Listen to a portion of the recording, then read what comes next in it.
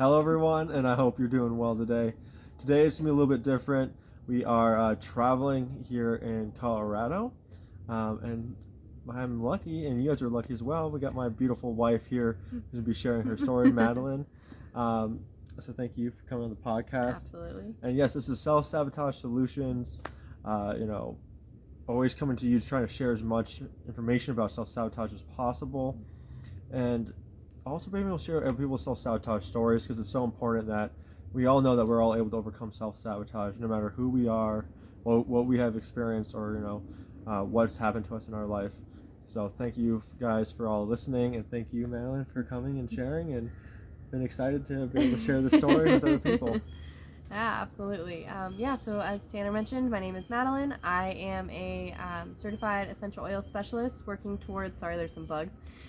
towards becoming a essential oil aromatherapist, which is just kind of the next level up. I also have my own Etsy shop where I sell inspirational quotes and artwork, essentially just canvases, and then I also create dog beds, just really custom luxurious dog beds for crates. So that's a little bit about me in terms of overall stuff. Yeah, thrones for your puppy dogs. It's pretty much what it is. Our little princess, Sadie, she has quite the amount of beds in our house. So, and we got some great artwork. They're pretty much affirmations. If you guys watch my affirmation video, you guys know how important those are. So, I love her artwork, and I love the positive messages on them. And so, tell everyone how old you are, where you kind of got raised, your back and forth between Iowa and Colorado. Yeah, I'm 28 years old. I was born in Colorado, raised in Iowa for most of my childhood and early teen years, and then I came to Colorado again for high school and college. So really where I learned a lot of my morals and backbone really is Iowa, and very grateful for that. But we live in South Carolina now, and making that transition again from cross states was huge and life-changing. Very glad we did that and don't regret it at all. Tennessee first and now South Carolina. Both have been monumentally huge for us and individually as well, which I will get into. Yep. Amazing growth that has happened because of it. Yeah, so where do you want to start with the story? Yeah, I can just hop in. Yeah. Looking back on my childhood, I think obviously your childhood kind of imprints who you become as an adult, and I think my parents did the absolute best that they could given the resources and knowledge and everything that they had at their time, but there are definitely things that I look back on that made a huge impact on me, and also are reflections of my parents and how they grew up. And I think sometimes that's really hard for people to take a step back and see. But for me and my family, I'm the youngest of 3 girls. So my oldest sister is about 5 years older than me, and then my middle sister and I are 16 months apart. So we're very close in age, and whether intentional or not, my parents would pit my middle sister and I against each other. It was always very competitive. She was just a grade older than me, but we shared a lot of friends. We played a lot of the same sports. Academically, it was always kind of a competition. Who was doing better grade-wise? Who was doing this better or that better? And that had such a huge impact on me growing up. And I feel like to this day, I still struggle with that competitive piece. Like, am I doing enough? Am I what's she doing? Is that any better? Should I be doing that? Yeah. So that's been a huge thing to try and overcome, and to realize that was not really my fault per se, or theirs. I don't know that they really realized they were doing it, but that had a huge impact on my childhood and how I saw things. And so when I got to high school and the roles were kind of flipped, I got to kind of be my own person and not have that competitive piece, because yes, she was still a year ahead of me, but we were at a whole new school. We were at a place where, they didn't know sisters or anything like that. And so it was just really refreshing. And now as an adult and kind of coming into my own person again, that was really powerful and cool to see and to be the first one to do certain things and not be pit against each other for us. Like, we choose not to do that anymore, even if my parents maybe sometimes still do it. We just kind of blow it off and move on. Another thing that kind of really happened a lot as a child was centered around body image. I grew up hearing things like, you will have my body type, from my mom. My mom is not the thinnest of women. She's clinically obese now. And, growing up hearing that you have my body type, that kind of imprints like, oh my gosh, I'm just stuck with this. Or we always heard things like, it's in our genetics. Yeah. You can't do anything about it. And again, that's just things that until my mid-20s, I just thought that's how it was supposed to be. I had no control over any of that. And I also heard phrases like either too fat or too skinny, because maybe not clearly, I always struggled with my weight. I was never content with my body. I was never content with where I was physically. When I was working out, I was aggressive with working out. I would overdo it. I would, in our early years of dating, we lived in a 1-bedroom apartment, and I would do like sprints back and forth instead of going to like the gym. I would just do sprints back and forth. And I had a Fitbit at the time, and I was determined to get my 10,000 steps a day, and I would do everything in my power to make that happen. And then it got 10,000, and then it was 15,000, and then it was 20,000, because it was so addicting.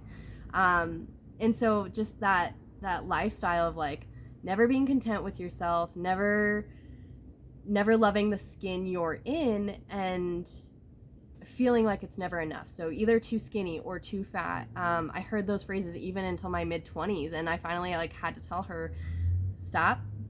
That's not me. I am in full control of my body. And I feel like now it's starting to get back to that point where I feel comfortable with it again. Obviously, we have a 5-month-old son, so learning to love my body postpartum now. But that was a huge thing growing up that really impacted me, and is something that I still kind of to this day struggle with, and I find myself wanting to hide from like my family when it comes to body image stuff and like body positivity, because I'm afraid of hearing that again from them. So that was a huge piece that still to this day I have to very presently work through. It's not something I can just be like, oh, it's back of the mind self-sabotage piece. It's something that likes to linger and hold on and bring me back to that original home tribe. Yeah, not only that, but I mean, just for all women out there, the society kind of puts those standards on people. So if you had that in your child life, and then you also have the society, it's like a double whammy, and it really affects you. So even if you didn't have that child life, that kind of society might be affecting if you know how it impacts your subconscious mind, right? Yeah, and growing up, we loved watching like America's Next Top Model, where it's stick thin, tall, beautiful women, going through these competitions to, become the next top model. And so growing up with that image in my head, I remember starting to watch that when I was like maybe 9, 10. And so, you're hearing this from your family tribe, and then you see this on the television, and then obviously the magazines, and, just TV commercials everywhere nowadays. You just get bombarded with those messages of how you should look and how you should be. And that was huge, like not realizing it at the time, but just needing to kind of ignore all of that and filter it out. So yeah, that's a great point that, and now having gone through pregnancy and postpartum, there's still that expectation of being fit during pregnancy. You got to watch your weight gain. It hits you still from all angles, even if you're not just a woman, you're now a pregnant mom or a pregnant person, and, all these things. So it's amazing how they come at you from all angles on that. Yeah, and the competitive piece is still with you, because I'm sure like when you're looking on Instagram and seeing other people and like what they've been able to do, you're like, why can't I be like that? Like, so many people are like, this person could do it, how come I can't? Well, everyone's different, right? Everyone has a different body type, and you're not determined by your genes, but you're determined by your daily actions. And that's what me and Madeline have found. Yeah, that's what me and Madeline have found, is that it's the daily actions that really matter. It's not what happened before in your life or what your parents did, where you can actually make the changes with your daily actions and what you're doing, every second of every moment. Like, are you telling yourself you're too fat? Are you telling yourself you're too skinny? Are you shaming yourself? Are you looking in the mirror constantly and just picking it apart yourself, right? Yeah, well, and that's a big thing too, is like, I've talked a lot about my mom and her body image issues and how that was projected onto us as children. Because my sisters all kind of got similar treatments, but in different ways. And on the other side of that, my dad, he kind of has skin with acne and scarring and things like that. And so growing up, we kind of were not taught necessarily, but I guess taught in a sense, to pick at your skin to help those acnes and the whiteheads and blackheads, get out by picking at them. And obviously we know that really doesn't help. The best thing to do is just leave it alone. But, that's what we learned to do, is to pick at our skin when we had a flare up. And so that was, again, something that, you just have, your dad's skin. That's just how it's going to be. And so that's been a lot of, again, reprogramming that I've had to work through to, tell myself, like, no, I've got beautiful, clear skin, and tell myself those daily affirmations so that it's not my identity anymore, because I grew up hearing that that's just how it's going to be, so that's my identity now. And I've worked really hard to kind of get past that. And obviously with different phases of life, like hormone craziness with pregnancy and postpartum, there's still those occasional flare-ups. And again, it's that reminder. I've got clear, beautiful skin, and it's just that constant reminder, like, you are in control of it. Because sure, some of it might be exposures, not cleaning your face properly, whatever, but then the other side of it that we've really come to realize was me. I was doing that to myself, and all I had to do was change my thoughts, and it instantly started getting better. And kind of honing in on that genetics piece of it, my family history has a lot of autoimmune diseases, and again, hearing that that's just genetics, I don't know if anyone's heard of like epigenetics, which is kind of the science of like turning on and off genes, and gene expression. And I kind of learned about that in my mid-20s, early 20s, and that was fascinating to me, because as a 20-year-old, I was diagnosed with fibromyalgia. And a couple years prior, my mom had been diagnosed, and one of my sisters had been diagnosed, and so it was like, well, that's just genetics. That's just how it's going to be. And I really didn't fight it. I got on all the medications. I got on all the things, including antidepressants, sleep medications, pain medications, all of it. And then about 6 months after my diagnosis, I lost my health insurance and had to come off all of the medications cold turkey. Don't recommend doing that. Not the best thing for you. It's better to ease yourself off of it if you are on all of those things. But that's what I had to do.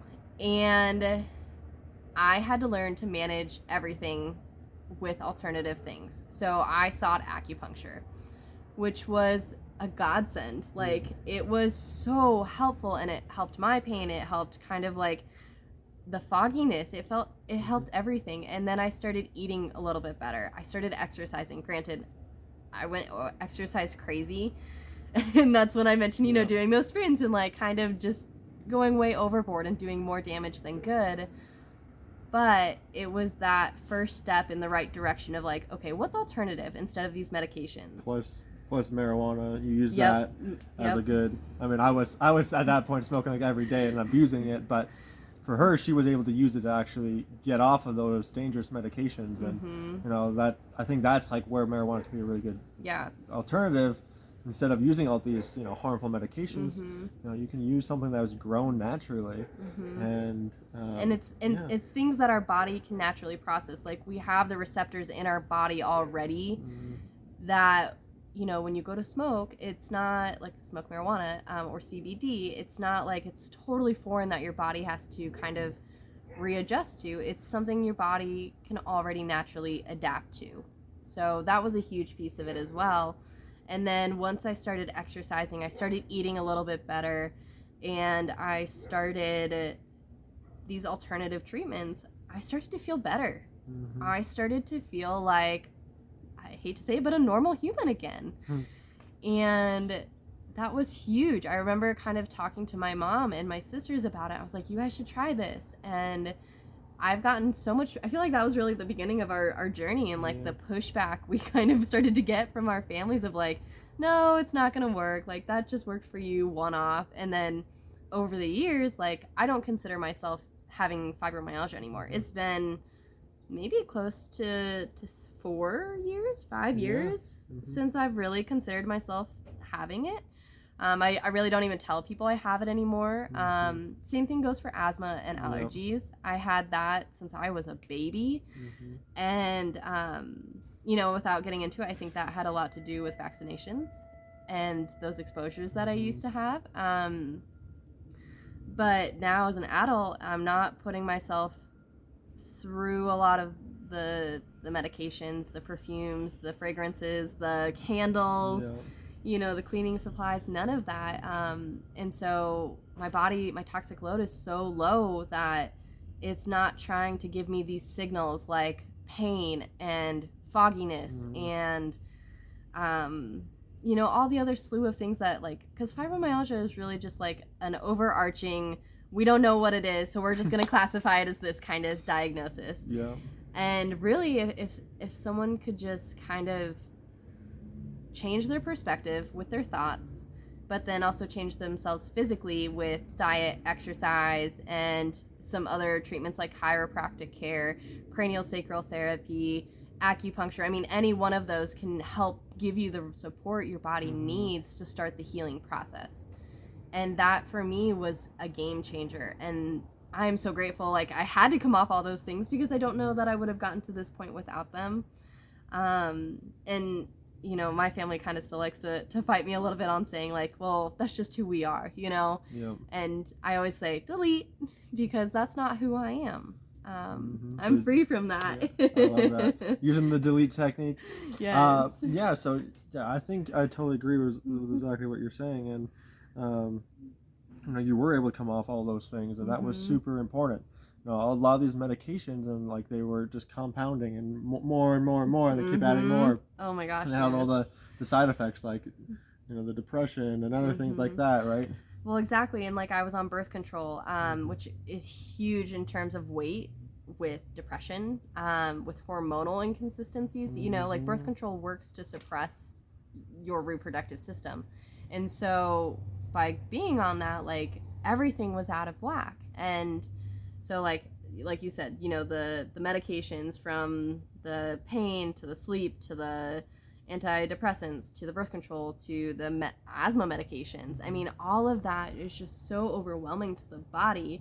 And then you add on top of that alcohol, because I was drinking at the time. I was not exercising. I was eating very poorly. Like, it's no wonder that my body was just like, whoa, you know, like I'm misfiring all over the place. I don't know how to function with all of this in it. Yeah, I love the point you made about like the pain. Like, the pain was supposed to be like a wake-up call. Some people are avoiding it or just ignoring it altogether, and just like, the pain is happening for a reason. You need to make a change, right?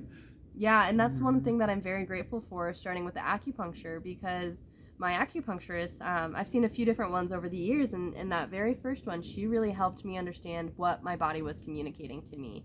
You know, we started very small with like less than 10 needles on that first appointment, and I would come back in a couple days later, and she'd be like, okay, so how are you feeling today? Where do you feel the pain? And it would be so specific, and I learned how to listen to my body with how it was communicating, instead of just being like, I'm in pain and that's it. You know, it wasn't my arm hurts here, and then knowing that the body is so connected that, you know, if you're having pain here, that could be linked to an organ, you know, or if your liver is inflamed, that can cause this, and so on. And so like, I was having really bad eye twitches, totally random, but like a vitamin deficiency a little bit, but then also that's linked to some organ. And so it's like, all of these things that your body signals to you, if you don't know how to listen and interpret it, then it's, it's just information being lost.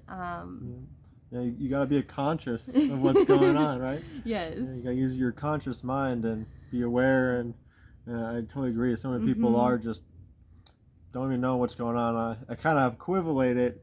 I kind of talked about it in a video, a short video, but it's like when you go and you live on a farm and you smell shit all the time, right? You don't smell it anymore because you get used to it. And that's what so many people are at right now. They don't smell their own shit that they're living in, and they need to take a step away from that and make it so they don't smell that shit anymore.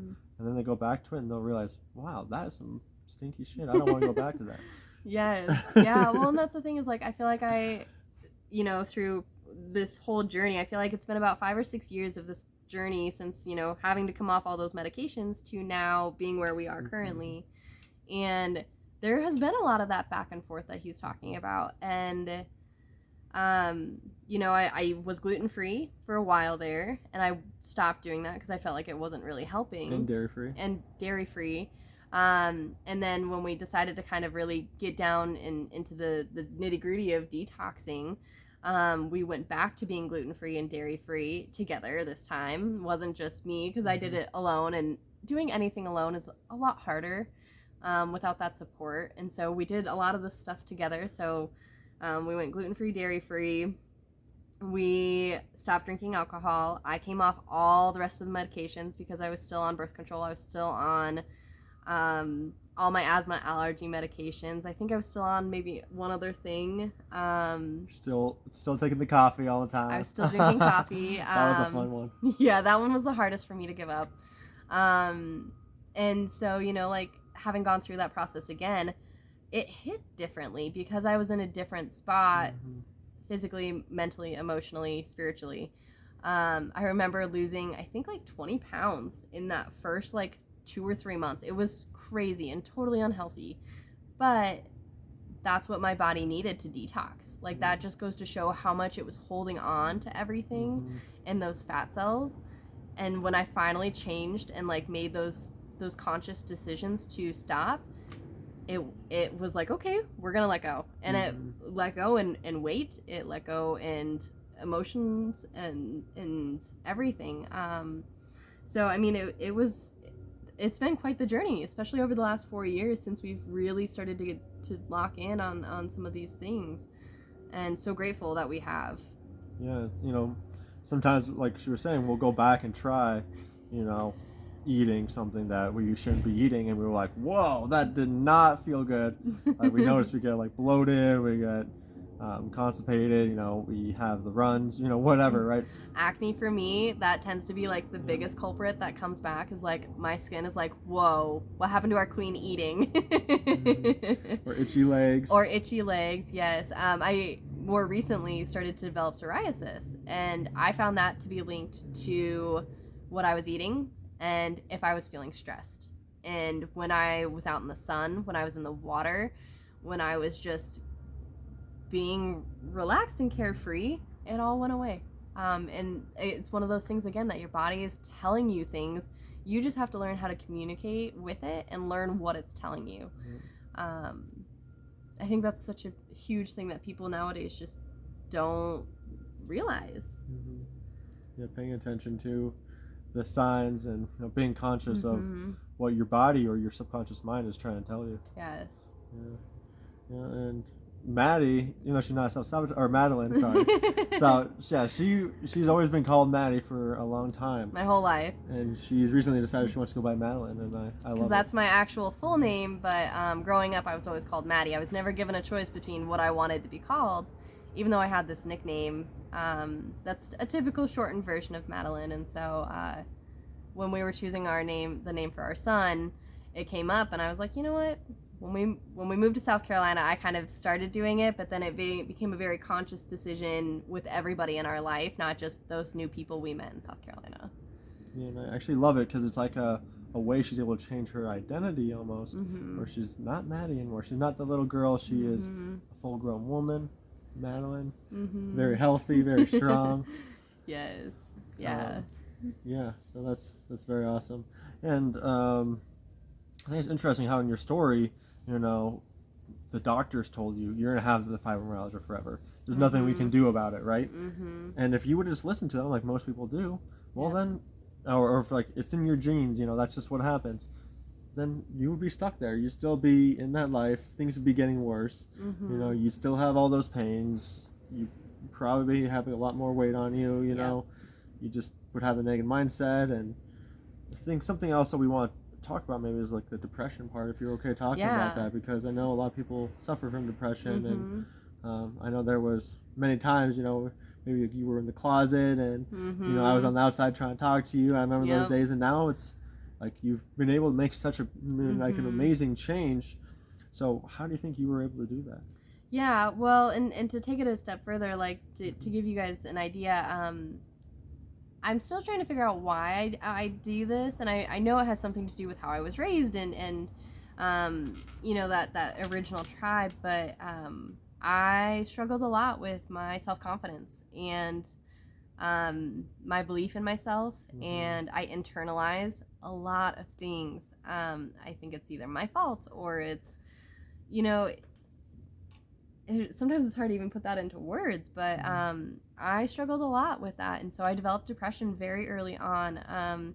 Obviously always struggling with my weight, I was always concerned with what people thought of me, and that internalized. And when I was in high school, I was in 2 car accidents back to back when I was a sophomore, and I was 6 months of getting my license. I had been driving since I was 14, but depending on the state you live in, you can get your license at 14 or 16. And so, having moved from Iowa to Colorado, you know, I had been driving for a while, but only was able to get my license in Colorado at 16. And so I had my license for 6 months. I was in 2 car accidents back to back, like 4 days apart. And um, those 2 car accidents were kind of like the beginning of a really tough downward spiral for me.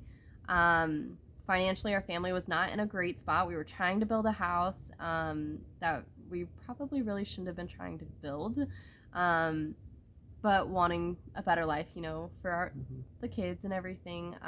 You know, seeing my parents' perspective, and so that first car accident, totally my fault. It was a ridiculous situation, and I felt terrible for it. I had this huge lecture from my dad, and it totaled one of the vehicles. You know, being the youngest, I had to share a vehicle with my middle sister, so we had like 4 vehicles between the 5 of us, and one of those vehicles was down, so then we had 3.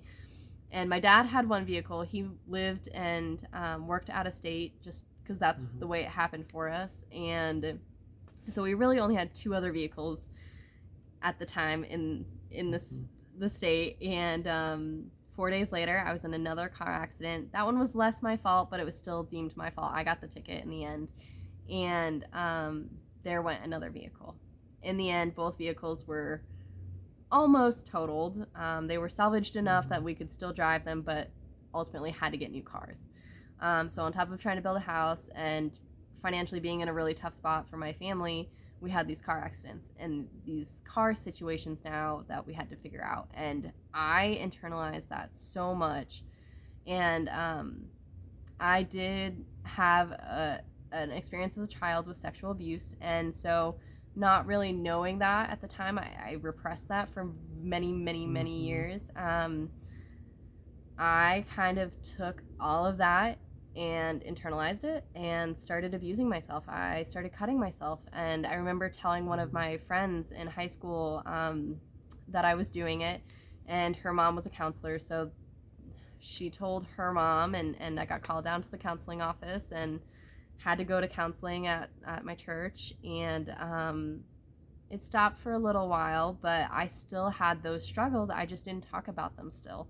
I didn't feel comfortable talking to my mom or my sisters or really anybody about it because I felt like it was just me. I thought that was just my problem, my thing to deal with, and that was that. And I don't even know if that really makes sense, but that's just kind of how I thought about it. And I didn't think anyone would understand. And so I continued to have a couple more issues. you know, with sexual abuse throughout high school and college. It's kind of been a reoccurring thing, not realizing like that was kind of the energy that I was maybe attracting that I didn't obviously want, but it was still happening in my life. And so then when I got to college and another instance had happened, I just went back to cutting, and I very seriously contemplated suicide. I didn't want to live anymore. I just thought, if this is how life is, if this is how it's supposed to be, with the pain, with the bad thoughts, with the lifestyle, you know, I just thought this is no way to live, and I didn't want that anymore. And so I definitely just wanted to give up. And then shortly after kind of my lowest point, I met Tanner here. And he kind of started to help pull me out of that darkness. And I still cut a couple months into our relationship before you kind of like really were able to help me kind of come out of that. And even then it took years to just be comfortable talking and sharing those emotions, because once I stopped physically hurting myself, I still was very much emotionally hurting myself. I was hiding myself in a closet where it was dark and quiet. You know, I was overstimulated and so overwhelmed and dysregulated that I didn't know how to bring myself back from that. And Tanner really helped kind of bring that back for me and helped teach me how to do that, and to just be that constant support that I never really felt like I had growing up, where it was like unconditional, unending love and support regardless of what was going on. No judgment, no nothing, you know. It's something that I was very unfamiliar to me, because as a kid, even if they supported me or were there for me, there was still the judgment, or there was still some other piece that was very difficult for them to accept. And so, you know, that knowing that and having had that, it was just very very challenging. And sometimes even to this day, like, I don't want to go hide in a closet anymore, I don't want to harm myself anymore, but there's still sometimes those dark thoughts that come up that just want to linger and just be like there. So that's definitely something even now, you know, I've mentioned a couple other things, but that's something that pops up every once in a while. And I think that ties to those other thoughts too, of that original tribe of wanting to bring me back there, even though this new tribe that you and me and Oliver and our dog Sadie, you know, this is our new tribe, and it's amazing and powerful. Yeah, and I think it brings you back to the point where you're talking about how it's easier to do something when someone else is doing it, right? Because we're all imitative learners. We all like to be part of a group. You know, that's why peer pressure is so powerful, and you know, those sorts of things. And so, you know, that's the way that our subconscious mind works. It's always trying to fit in, always trying to go with the most familiar and the safest option to play within our society. So that's, you know, a big part of where self-sabotage comes from, is just, you know, our surroundings, our environment, what we've learned, what we've seen, especially from our parents, our authority figures, from the doctors, from the government, from, you know, the celebrities, you know, on the next top model, those sorts of things, and they create unrealistic expectations or beliefs that aren't really ours. We picked them up from someone else, and we, you know, that we're not good enough because we don't look like that, or that we're not smart enough because we're not able to do something like that, or and we internalize these and keep them as, you know, programs or beliefs about ourselves, and they're not really true. Exactly. And that's exactly the thing. Like, our family, the way I grew up was very much like, if you have a fever, we're going to the doctor. You know, if you have a really nasty fall, we're going to go to urgent care or the emergency room. Like, it was a very common phrase in my house to say, I'm not going to the emergency room today. And that was because we always had a lot of friends over, but then we were kind of very careless with how we treated ourselves and our bodies and how we played. And I can't even tell you how many times we had to go to the urgent care for XYZ. And I spent most of my childhood in a doctor's office just because, like, I struggled a lot with asthma and allergies as a kid. And so I just learned to believe whatever these doctors were telling me. So I trusted them to take care of me instead of me taking care of me.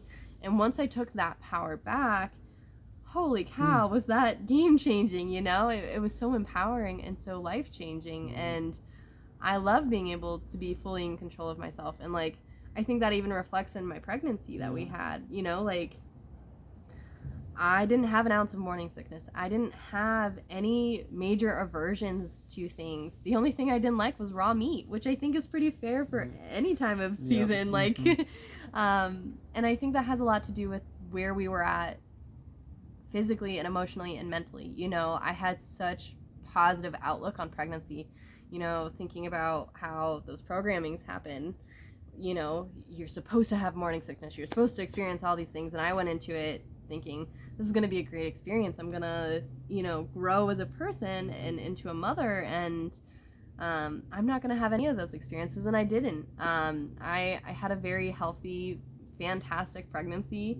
And, you know, I think all of that just plays into every aspect of your life, whether you realize it or not. Yeah. Changing the story you're telling yourself, but also a big part of it was like the nutrition and the lack of toxins, because you know, me and Madeline have gone through a lot of detoxes. We've gone through a lot. We've done enemas. And we've done all the things to make sure that we were as healthy as possible, because that's one of the things we wanted to do. We told each other we want to become as healthy as possible before we have a child, because you know, not only does your child in the womb take on all the nutrients that you're getting, but also a lot of the toxins. Exactly, yeah. And that was a big thing, is like I wanted to be in the best spot for me before I had kids, so that it would be easy to kind of bounce back. I hate using that term, but you know, to come back and after pregnancy and to heal. And obviously, like, if you guys are following Tanner on his personal page at all, you know we had a C-section, emergency C-section, not the ideal situation, but I had a very fast healing process.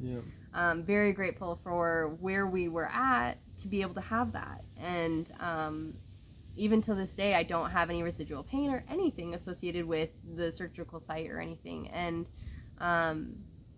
obviously Oliver is very healthy, and I think a lot of that is a reflection of our lifestyles now, and you know, the efforts we took pre-pregnancy and pre-kids to get to that point. Yeah, you know, people were saying, Oliver's such a happy baby. He's always so happy, and it's like, you want to know why? It's because we made sure he was as healthy as possible. You know, we don't put toxins in his body. We don't put toxins in her body. We don't put toxins in our body, and you know, a big part of it is because we want to keep ourselves healthy, and we also want to be a good role model for our kid, because just like Madeline was taking on, you know, her parents', you know, actions and mannerisms and the competitiveness and you know, the picking of her face and things like that. Oliver's me taking on our mannerisms, and we want to be the best role models that we can be, so he can, you know, mimic something better. And we can break those chains. Those generational chains that people call genetics, or oh, that's just part of the family. Exactly. And I didn't want that for him. You know, and that was such a big piece of it, is looking back on how everything has happened in my life. Yeah, some of it really sucks, and I hate that it happened, but at the same time, I'm very glad it did, because I wouldn't have gotten to where I am without any of that stuff happening. And I feel so grateful that, you know, I'm able to get to this point. I'm able to share everything as openly as I can, because there's a lot of people who can't, and they can't face those traumas, and they can't face the music in a sense, you know.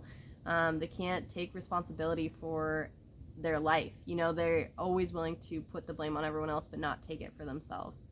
And I fully accept, you know, making those terrible decisions that I did, but also very grateful that I chose to take a different path than to get back on those medications as soon as I could. You know, it's simple things like that, but they all add up in the end. Yeah, small steps make the dream come true. You know, you didn't build Rome in a day. You can't build a wall without each individual block, and you gotta build it up. Yep, exactly. So I feel like there's something else I want to talk about. Oh, well, with the pregnancy, you know, we had to do the C-section, and obviously it's not something that we actually want to do a home birth. We want to do it all natural as much as possible. We were still able to keep a lot of it very natural. You know, we avoided a lot of the vaccines, the eye goop, the vitamin K shot, all that stuff. But we had to go and do an emergency C-section. So me and Madeline both had a lot of frustration in that moment. And Yep. want to tell them kind of what we did in the process and how to deal with it? Yeah, and I think kind of leading into that, so we were at 40 weeks and a few days. At that point you're going every single week to your midwife or your doctor just for check-ins, make sure everything is looking good and whatever. And so that week I had gone to my midwife appointment, and she was doing her usual palpations of my stomach, and she's like, I feel something a little odd. I need to send you for an emergency ultrasound. And I was really freaked out, but I tried to stay calm and just know, like, whatever happened was going to happen the way it was meant to happen. And so we went 2 days later because that was the soonest they could get us in, and they determined Oliver was breech, but then I also had dangerously low amniotic fluid. Ultrasounds can be really finicky, and how accurate those things are actually. Baby position is easier to determine than low amniotic fluid, but we had been avoiding ultrasounds the whole pregnancy, so to get to that point was like, oh man, we were so close. But then at that appointment, the doctor on call was like, I want to send you to the hospital right now for an emergency C-section. Yeah, right this moment. Like, we were just like, we looked at each other like, wait, what? Yeah. Like, this is moving way too fast. Like, we had no idea that was even going to happen. We were still at this point just thinking, like, was there a lump? Like, what's going on with the lump? yes. Didn't mention anything about a lump. Yes. Turns out there was no lump or anything like that. What the midwife was actually feeling was a knee in the breech position, and she had felt baby head down. So either Oliver had turned in those 2 days to be breech, or 3 days, whenever, or something else had happened. And so with the low fluids and the breech position, they were like, you need to go for an ultrasound.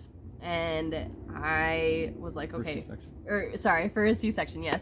And our hearts were immediately broken. Like, I saw the breech position on the ultrasound, and I looked at Tanner, and I was just like heartbroken, because in the state of South Carolina, if you use a licensed midwife like we were, they don't allow home births with a breech presentation. They just don't. And so I instantly knew it was going to be a hospital birth one way or another, unless he somehow flipped again in the next days before I went into labor. And then the low amniotic fluid was the kind of the more concerning determining factor for the C-section, and they instantly wanted to send us straight from that appointment to the hospital, and we said no. We wanted to call our midwife. We wanted to get her opinion on this, and to make sure we were all kind of on the same page on where things were at and how quickly things were moving. So we left the office. We called our midwife right away, and she was like, you know what, give me a couple hours. She was actually coming back from a birth herself, and she was like, this may or may not be the case. Like, let me talk to the doctor, let me see the results of the ultrasound, and I will get back to you. So we had about 3 hours. Tanner went to work that day. I had taken the morning off because it was the day before my birthday, so I take the morning off, and I got a pedicure, and I was just kind of like trying to do things for me, not just because it was my birthday, but then also just to kind of help relax me after the morning that we had had. Yeah. And both of us were just trying to like stay calm and collected, and then we got the call from the midwife that said, I'm in agreement, you really need to go to the hospital as soon as you can for monitoring. Baby's heart rate could dip at any point, and baby could be at risk essentially, because or me in the long run as well. And it's just a really tough situation with it being such low amniotic fluid. And for those who don't know, it's like 5 centimeters per quadrant or something like that, and I was at a 3. And then by the time Oliver was born, it was less than 1. Not quite 0, but less than 1. And that was about a day and a half after that ultrasound. And so I got that call from the midwife by myself at home, and I remember calling Tanner, and Tanner was able to answer his phone almost immediately, which is not the case typically. Everyone at work knew his wife was due with a baby, and the call could come. And so he was able to answer the phone right away. We were able to kind of come up with a game plan, and during that process, we also had to mourn the fact that we were not going to have a home birth. Yeah. An medicated home birth. That was really difficult for me to accept. I know all of the benefits of having a vaginal birth, and to now have the complete opposite of not just like an unmedicated home birth, but now to have like a full C-section where I'm gonna have a spinal tap and have medications and Pitocin and all of those things. It was just like, holy crap. Nothing was going the way I thought it would. And so we took that afternoon to mourn the fact that we weren't going to be able to have these experiences for this birth, and for Oliver. And you know, like Tanner mentioned, we were still able to take some other natural routes. At the hospital, we were able to bring all of our own organic food. We were able to do skin to skin and, you know, initiate the breastfeeding process and everything. But the birth itself was so different, and I had a really hard time with that. And so I had to give myself that emotional space and time to process it. And if I hadn't, I don't think I would have been at this position now. It's true, yeah. I think it was important that we allowed ourselves to grieve.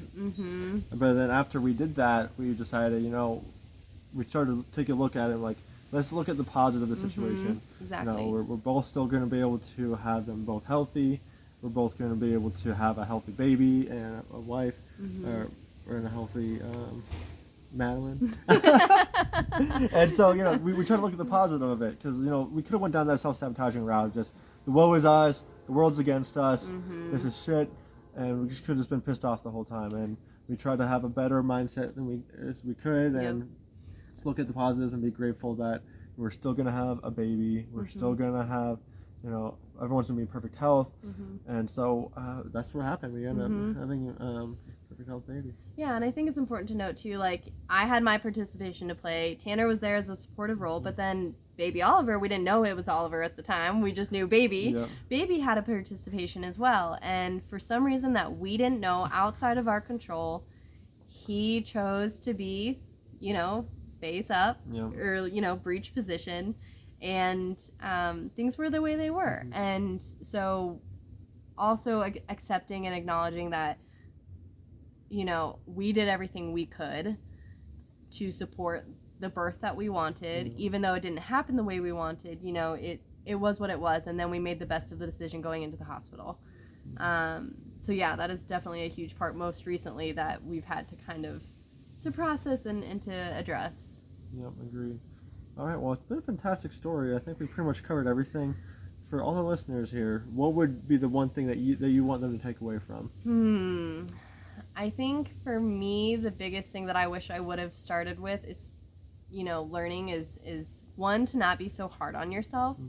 Like, I get caught up on, you know, wanting to make all these changes so quickly and to be this better person.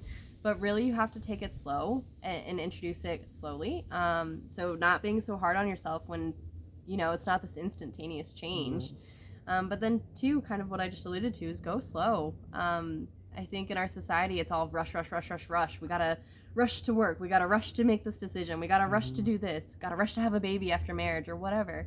And it's okay to take things slow and to slowly make those changes and introduce things, because really that's the best way for your body and your mind to adapt. Yeah, it's true. And yeah, I totally agree. You know, everyone's focusing on the big picture, like, oh, I want to lose this weight, I want to become super muscular, but you got to do the individual actions. You got to take it slow and just enjoy the process. Yep, absolutely.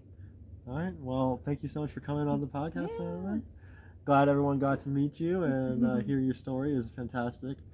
And yeah, thanks for listening, guys. I hope you guys all have a great day. Make sure to like and subscribe and share this with as many people as possible. Give us a comment if you like the story, or just, you know, want to share your insights here. Have a great day, and thanks for listening. Thanks so much. All right.